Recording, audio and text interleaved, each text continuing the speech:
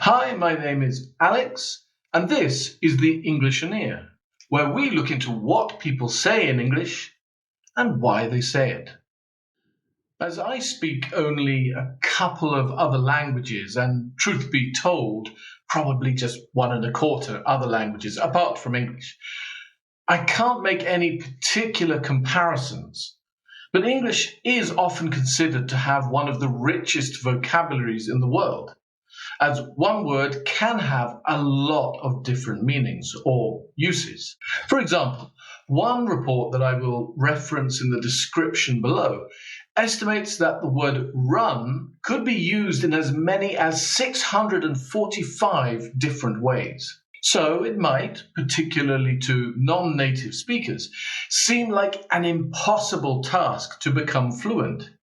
Let me first say that even native speakers don't use the vast majority of the words in the English language. Lexicographer and well-known and beloved TV personality Susie Dent estimates that most native speakers will have an active vocabulary, that is, the vocabulary that you would use on a regular basis, of about 20,000 words. And a passive vocabulary, those are words that you can recognize and you know, of about 40,000 words. English is a mishmash of a number of different languages that have had a greater or a lesser influence in different parts of the country, or of the world for that matter. Its confusing spelling was influenced by the introduction of the printing process, as well as enthusiastic attempts from our American cousins overseas, for example, to simplify it. New vocabulary is added every year. About 4,000 words is the estimate. Now, Shakespeare himself is considered to have coined about 1,700 words, and users around the world are free to make up words that may gain popularity and turn viral. English is no longer, and probably never has been, under the sole dominion of native English speakers. This perhaps excessively long preamble is just my way to introduce a new series to the Englishoneer playlist that looks deeper into how we can emphasize, intensify, strengthen, and modify the way we speak to sound more fluent. When we are speaking, whether in simple one-on-one conversations in a business meeting or a sales pitch or trying to persuade anyone of anything, it's important not to sound monotonous or emotionless for that matter. Obviously, no one wants to sound like this. So one of the ways we can show how important, urgent, and significant something is, besides simply using the tone of the voice or the volume, is to emphasize and strengthen the words that we use. In this video and the others in the series, we're going to show you how to do just that. Anyway, I hope you enjoy the video and, more importantly, learn something from it. Let's start at the very beginning. Let's start at the very beginning. A very good place to start. A very good place to start, I've heard. The most common way to emphasize or strengthen an adjective or an adverb is by using very. We can say something is very interesting or a person talks very quickly. But what's the difference between this, very, and so? So very interesting or so interesting, very slowly or so slowly. Well, very little, actually.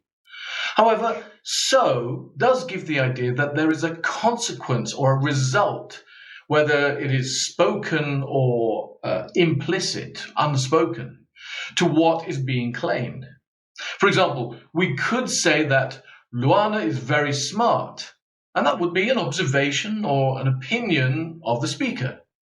Yet, if we said that she was so smart, we have an idea of some consequence, some result. She is so smart that she would win the smartest person in the world competition, or that she could solve the math problem.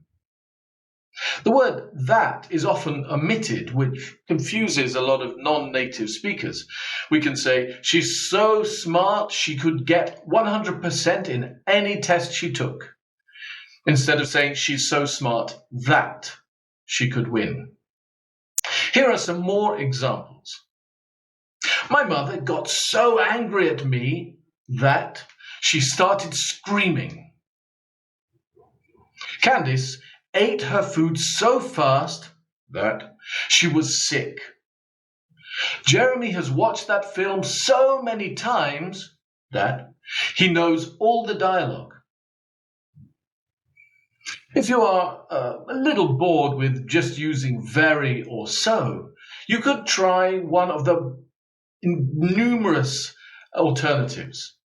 Extremely, really, incredibly, exceptionally, especially, or exceedingly, to name just a few. Here are some examples of how these ones might be used. Fred is exceedingly good at his job and deserves a bonus. Daphne is really interested in studying biology at college. Communication is especially important in a professional kitchen. Sometimes we want to moderate or lessen the strength of an adjective or adverb, so we can use the following words to do so. Pretty, quite, fairly, relatively, and rather. For example, he talks quite quickly. It's hard to understand him. It is fairly windy in that part of the world. The writer is relatively well known, especially in China.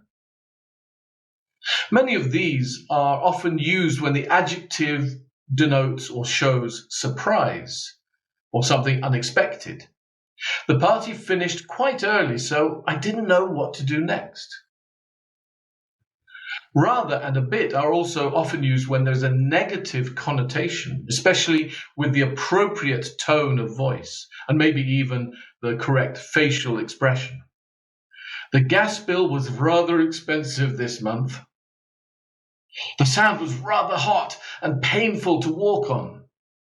The phone was a bit big to fit in my pocket. Peter was rather tired after a long day playing video games. In the next episode, we will look at other ways to make what you say stronger. This is extremely common in the English language and one of the best ways to give your English a boost to the next level. Why not try making some sentences and putting them in the comments section below? I'll try to have a look at them and respond to as many as I can. Don't forget to check other people's sentences too to give you a greater inspiration and understanding. So many thanks for watching, and I'll see you in the next video. Don't forget to like and subscribe if you like this video.